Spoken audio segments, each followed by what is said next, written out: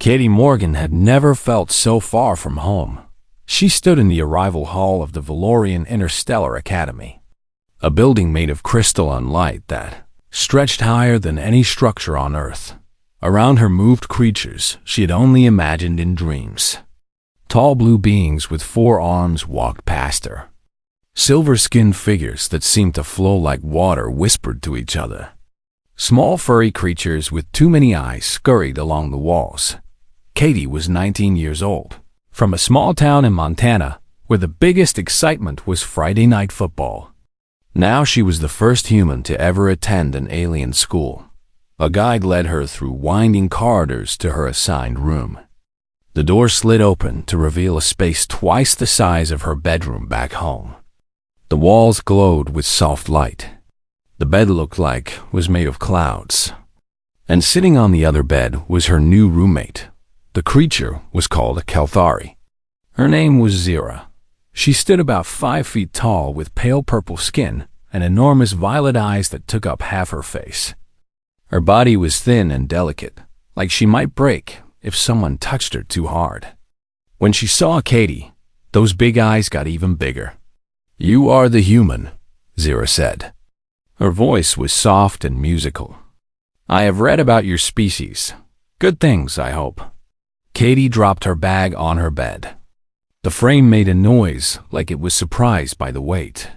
Zira tilted her head. "Your homeworld is rated Category 7 on the Habitability Index." I did not believe it at first.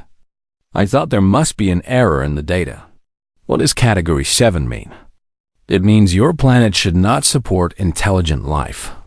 It means nothing should survive there long enough to build civilizations. Zira paused. It means you come from a death world. Katie laughed. Earth? A death world? It's not that bad. Zira did not laugh. She just stared with those huge eyes. And Katie felt the first small hint that maybe she did not understand something important. The next morning brought her first class. The room was shaped like a bowl, with seats rising up in circles around a central stage. Hundreds of students from dozens of species filled the seats. Katie found a spot in the middle and tried not to notice how many of them were staring at her dot. The professor was an old Valorian named Galen. His blue skin had faded to a pale color, and he moved slowly, but his voice filled the room without effort. "Today we discuss death worlds," Professor Galen announced. "These are planets so dangerous that no civilized species should ever live on them. Understanding what makes them deadly helps us appreciate the safety of our own worlds." Katie leaned forward. This sounded interesting. The first sign of a death world is extreme gravity. A holographic image appeared, showing a planet being crushed by invisible force. Any world with gravity above 1.2 standard units destroys biological life. Bones break. Hearts fail. Movement becomes impossible. Katie thought about Earth's gravity. She thought about how she used to complain about running up hills. She said nothing. Second is temperature change. Death worlds have temperatures that shift by more than 30 degrees across their surface or through their seasons. Life cannot adapt to such chaos. Bodies fail when faced with such extremes. Katie remembered winters in Montana when the temperature dropped to 40 below zero. She remembered summers when it climbed past 100 degrees. Her family had lived through both without thinking much about it. Third is atmospheric poison. Many death worlds contain dangerous gases. The most deadly is oxygen. This element destroys cells and can cause organic matter to burst into flame. Several students around Katie made sounds of fear. She realized she was breathing oxygen right now. She had been breathing it her whole life. Fourth is unstable ground. Death worlds have moving plates beneath their surface that cause earthquakes and volcanic eruptions. The very ground attacks those who live on it. Katie thought about earthquake drills in school. She thought about the Yellowstone supervolcano that scientists said could erupt someday. Her family had gone camping near it last summer. Fifth is extreme weather. Deathworlds create storms that can destroy buildings and kill anything caught outside. Lightning, hurricanes, tornadoes. These planets attack from the sky itself. Katie had seen a tornado once, from a safe distance. Her uncle had lost a barn to one. Nobody in her family had thought of it as the planet attacking them.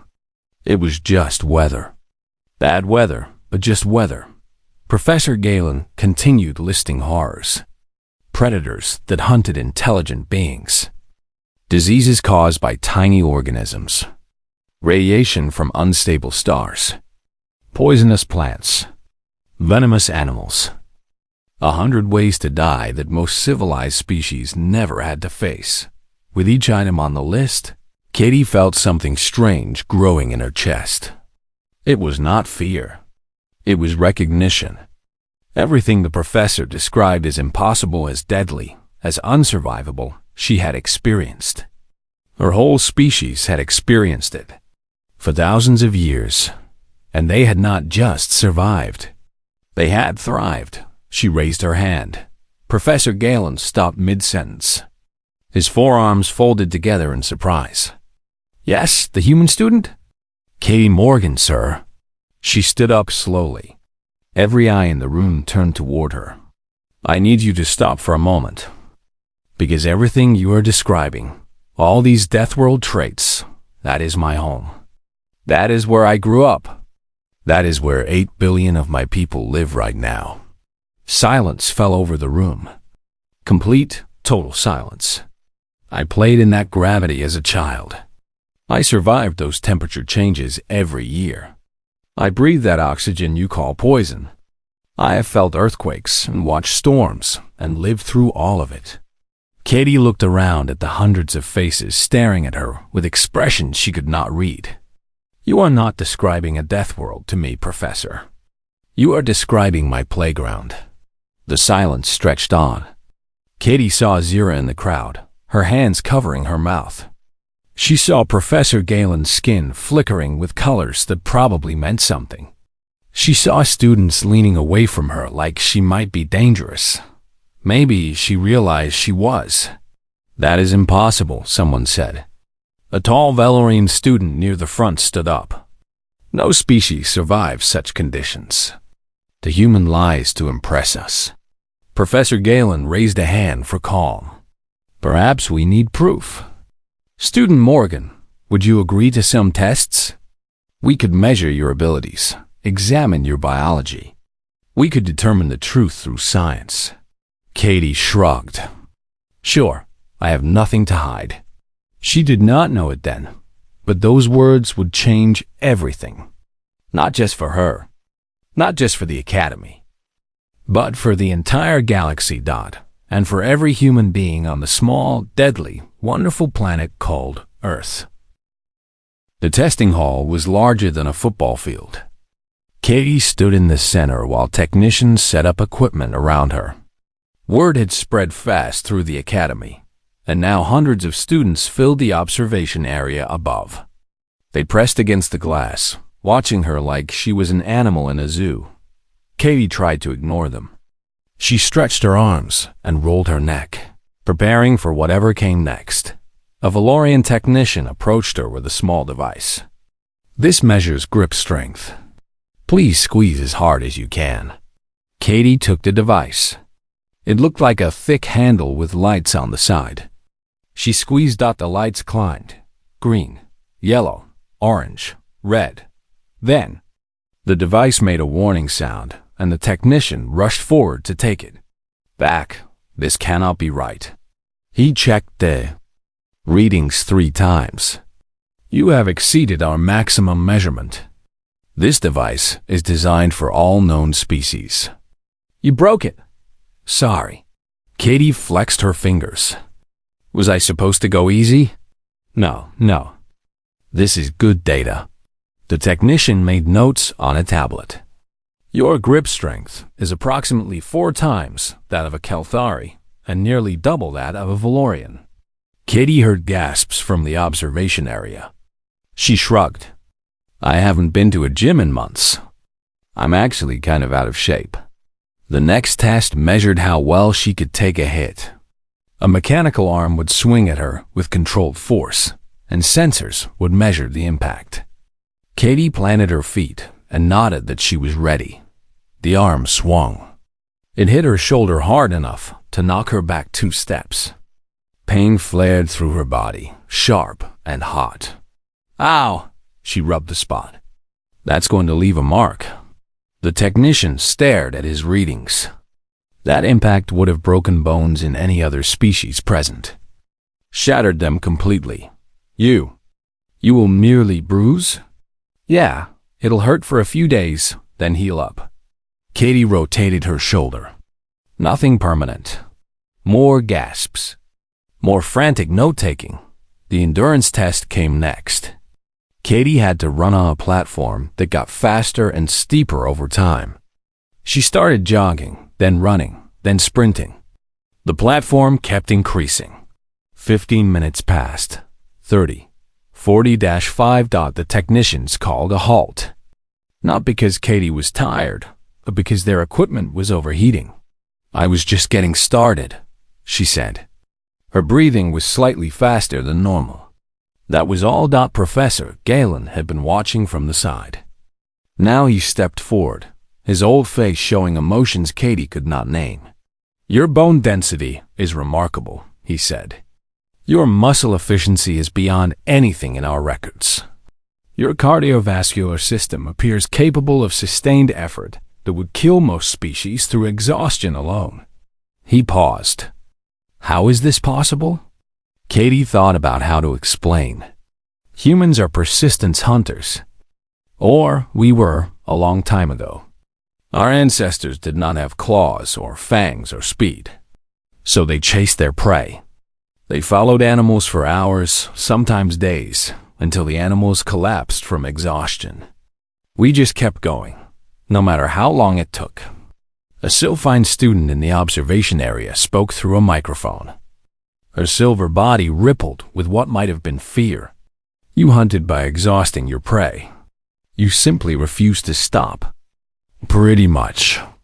Our bodies cool themselves through sweating, so we don't overheat like other animals do. We can walk or run for incredible distances. Katie smiled. Humans have races where people run over 100 miles. For fun. Silence. Then whispers spread through the crowd. Another student asked about the oxygen. How did humans survive breathing poison? It's not poison to us. We need it to live. Our bodies use it to create energy. Katie tried to remember her high school biology. Other things on Earth breathe oxygen too. Almost everything, actually. We've been breathing it for millions of years. But it is so reactive. It causes fires. Yes, we use that. Katie grinned. Fire is one of humanity's oldest tools. We cook our food with it. We use it to shape metal. We used it to survive cold winters before we had other technology. Fire is dangerous, but we made it work for us. A Kelthari asked about predators. How did humans survive on a world where other creatures wanted to eat them? We killed them, Katie said simply. Or we tamed them. Dogs used to be wolves, hunters that worked in packs. We made friends with them thousands of years ago. Now they protect our children and sleep in our beds. Cats were wild hunters too. Now they sit on our laps and purr. You turned predators into companions. We turned everything into tools. Horses carried us places. Cows gave us milk and meat. Sheep gave us wool for clothing. If something existed on Earth, humans found a way to use it. Professor Galen shook his head slowly. And the diseases? Your world has microscopic organisms that invade bodies and kill from within. We developed immune systems. Our bodies learned to fight back. Katie touched her arm. We also invented vaccines. We inject weak versions of diseases into ourselves, so our bodies learn to recognize and destroy them. We did this to ourselves on purpose, to become stronger. You poisoned yourself to gain resistance to poison? When you put it that way, It sounds crazy, but it works. The questions kept coming. How did humans survive earthquakes? They built flexible buildings and developed early warning systems. How did they survive extreme cold? They invented clothing, heating, and insulated shelters. How did they survive extreme heat? They created cooling systems and learned which times of day to avoid outdoor work. For every danger the aliens could name, humans had found a solution. Not by avoiding the danger, but by facing it directly and refusing to lose. Finally, Zira's voice came through the speakers. Katie's roommate had been silent until now, listening to everything. "Katie," Zira said softly, "what are humans, really?" Katie thought about the question. She thought about her parents, her brother, her friends back home. She thought about all the ordinary people living ordinary lives on a planet that was apparently extraordinary in ways she had never understood. "We're survivors," she said. "Earth tried to kill us for millions of years. The cold tried. The heat tried. The predators tried. The diseases tried. Everything tried." She looked up at the observation area, at all the faces watching her with new understanding. "And we're still here.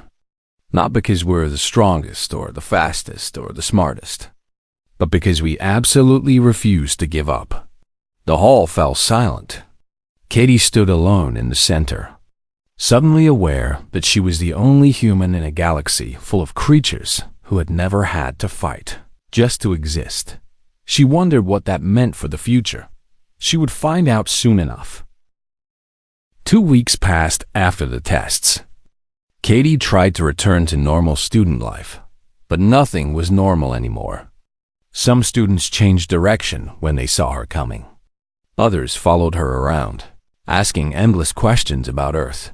A few watched her with expressions she did not like at all. Calculating and cold, Zira remained her friend, though even she kept a careful distance sometimes. "I watched a recording of you running," Zira said one night in their room. 45 minutes at maximum speed.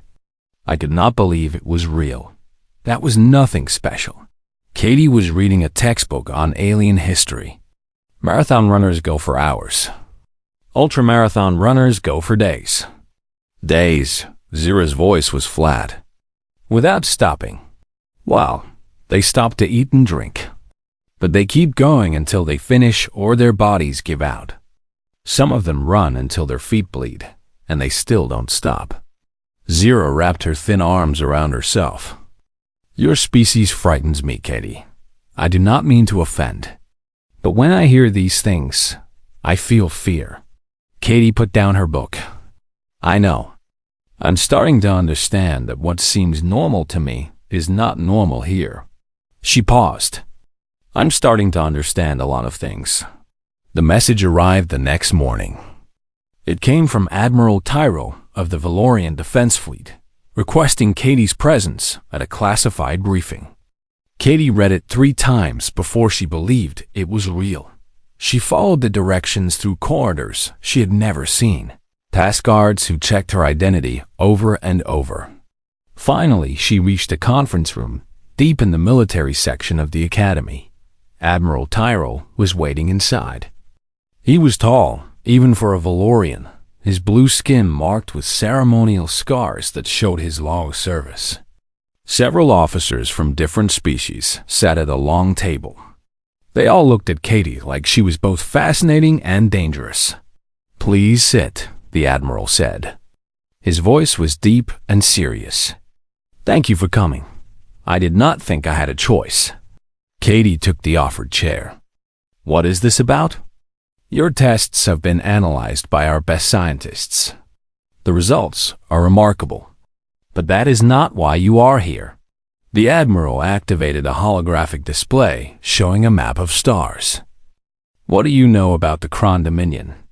Katie searched her memory. She had read a little about galactic politics. "They're aggressive. They want to expand their territory.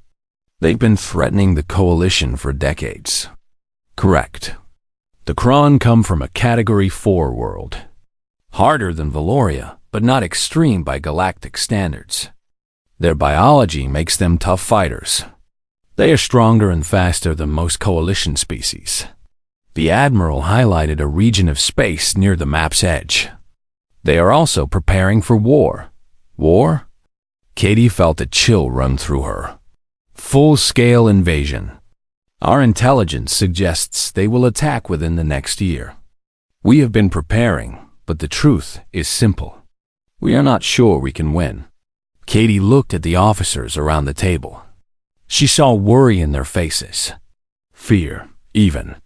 These were military leaders who protected entire planets, and they were afraid. What does this have to do with me?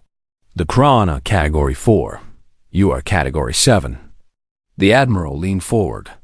Your species is stronger than theirs. More durable. More adaptable. If even half of what we have learned about humanity is true, a human soldier could match several Kron in combat. Katie understood. You want human soldiers. I want to know if human soldiers are possible. The Coalition has never recruited from a Deathworld species. There are many questions to answer. Ethical questions. Practical questions. The Admiral paused. But I also want to win a war that I am increasingly certain we will lose without help.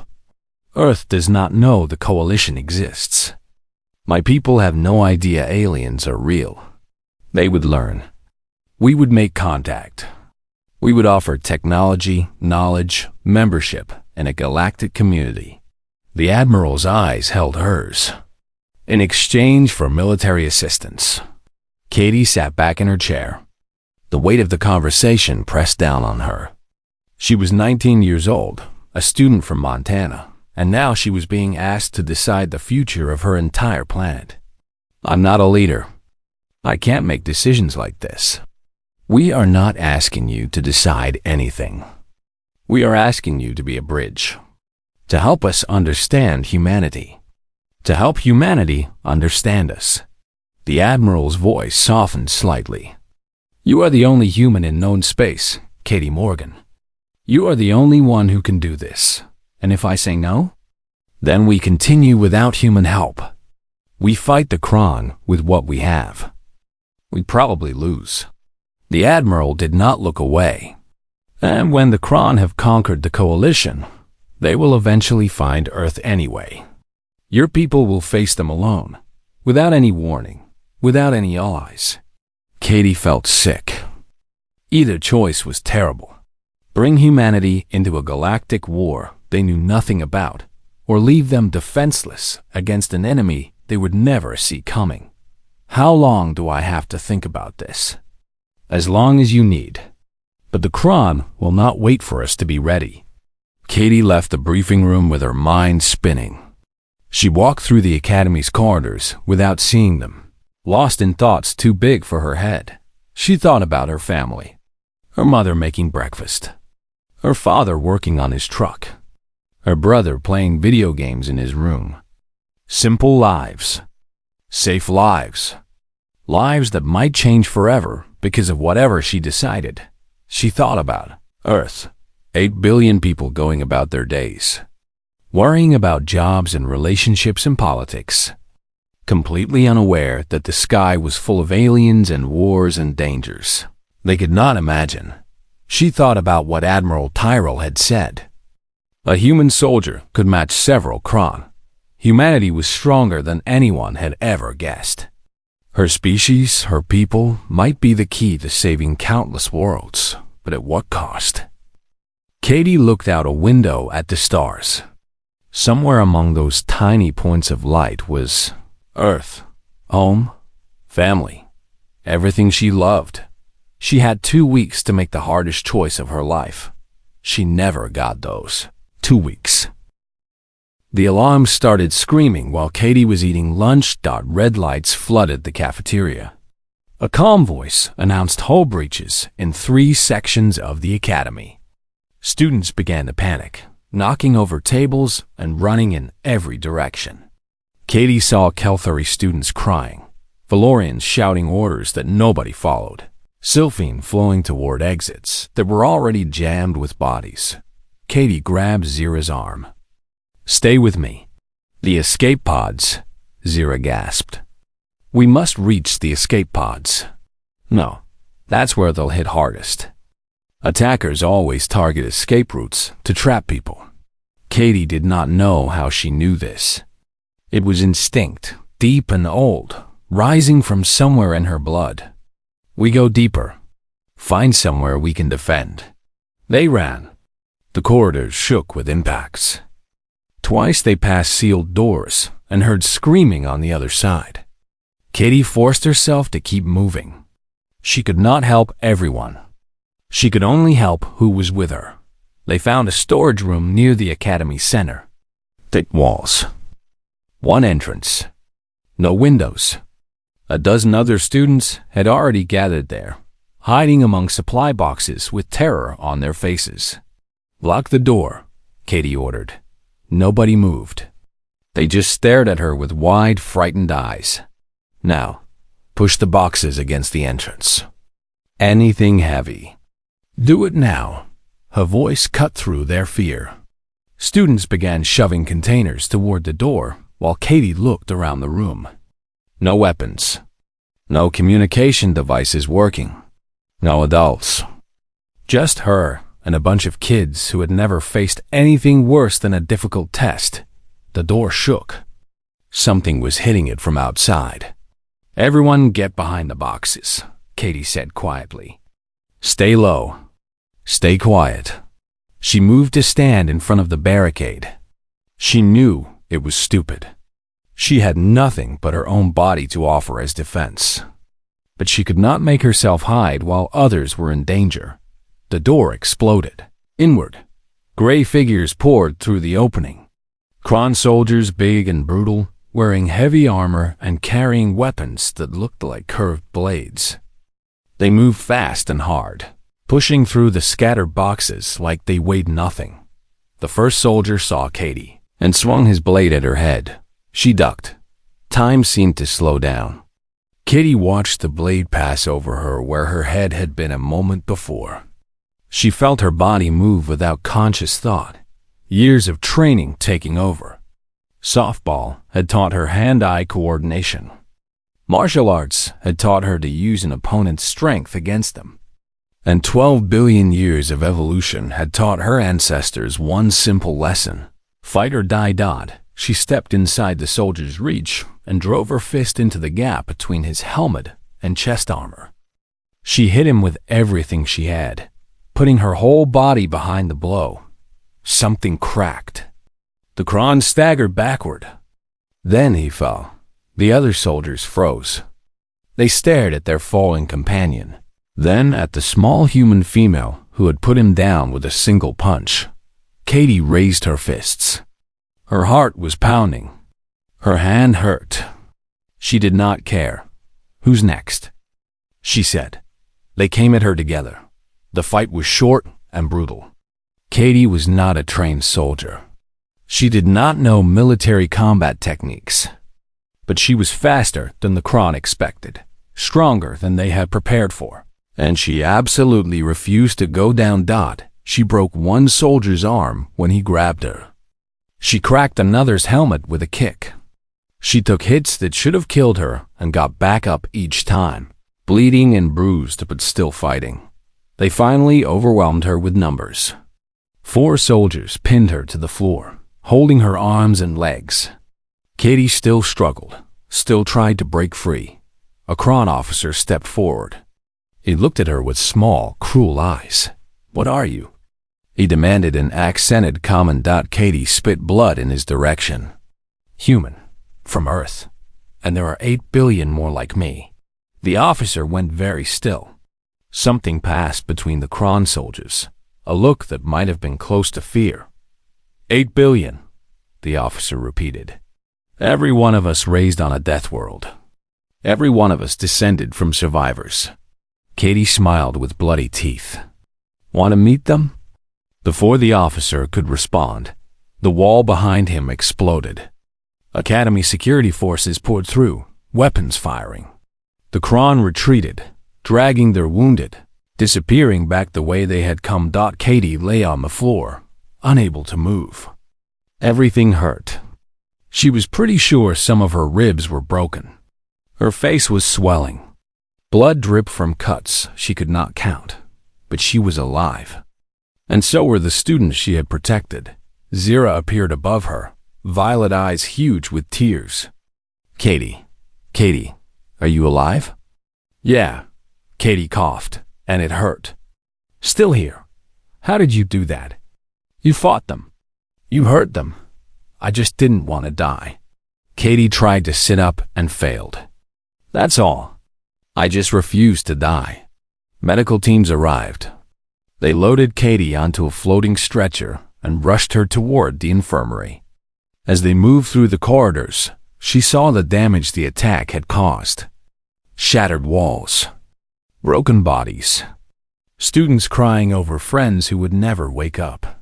The Kron had struck at the heart of the coalition. They had proven that nowhere was safe, and they had seen what a single human could do. Katie closed her eyes as the pain medications began to work.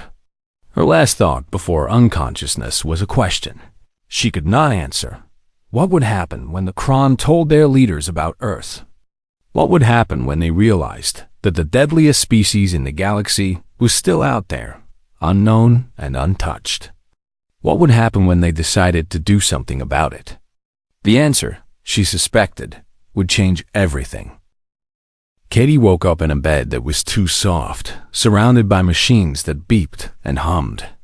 Her body felt strange, heavy and light at the same time. Bandages covered her arms and chest. Her face was swollen on one side, but she was alive.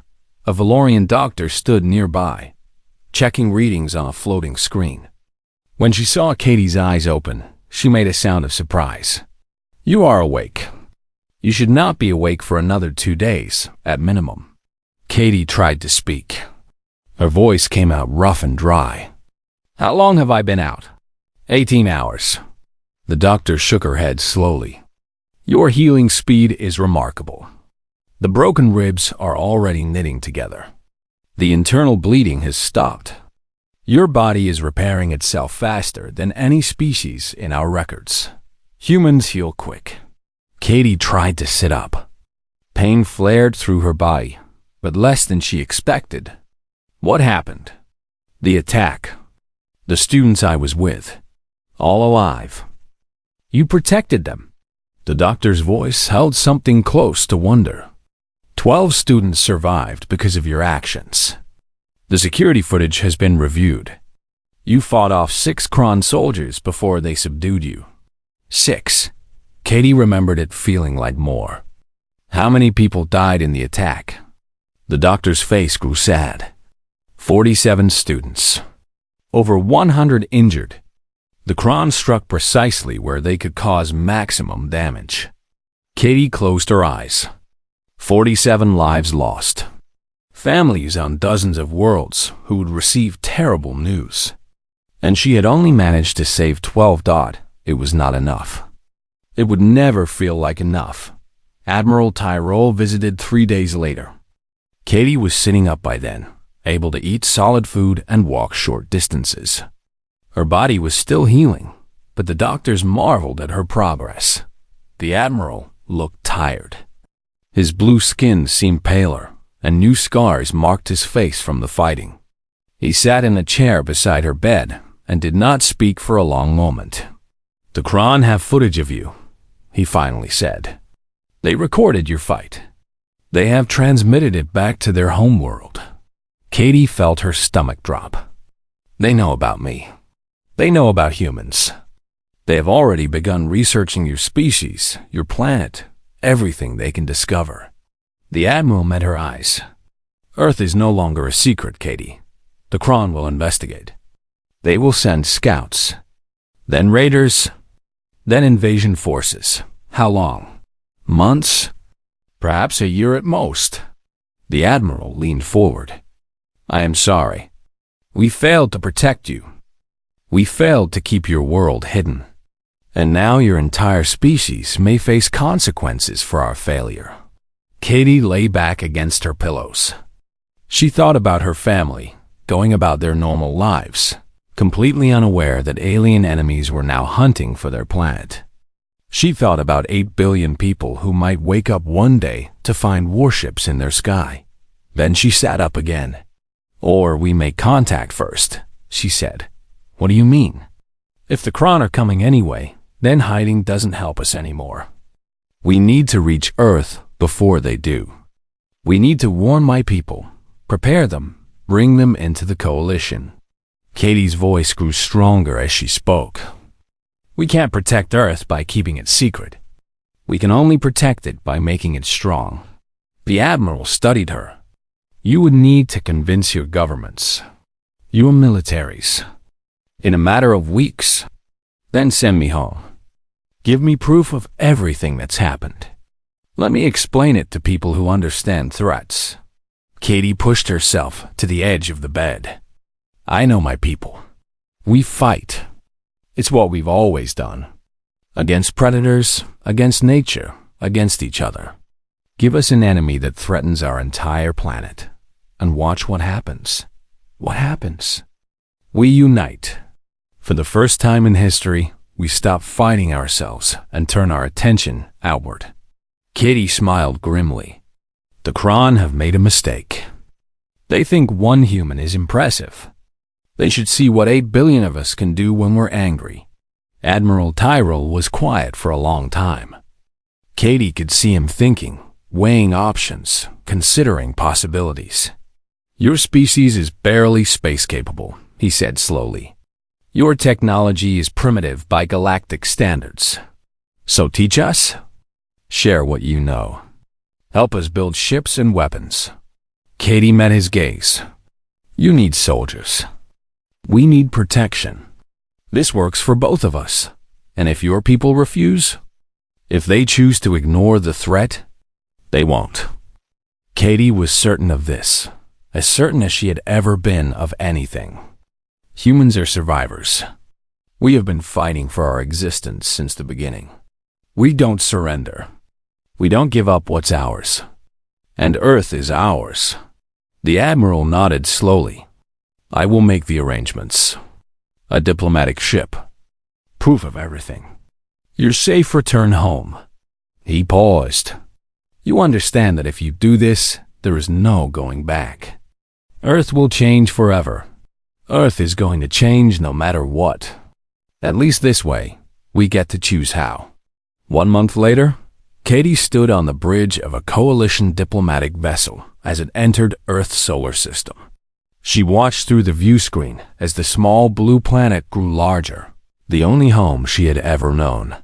The ship broadcast peaceful messages on every frequency. It carried evidence of alien life, galactic wars, and humanity's unique potential. It carried an invitation for Earth to take its place among the stars. And it carried Katie Morgan, a 19-year-old from Montana, who had walked into an alien school and discovered that her playground was the deadliest world anyone had ever seen. The Kron were coming. War was coming. Everything was about to change. But for the first time since the attack, Katie felt something like hope. Because the galaxy had underestimated humanity for too long. They had looked at Earth and seen only danger and death. They had not understood. That danger and death were exactly what made humans strong. They had not understood that a species forged in fire does not fear getting burned, and they had not understood the most important truth of all, that humans had been preparing for this fight since the first cave dweller picked up a rock and refused to become prey.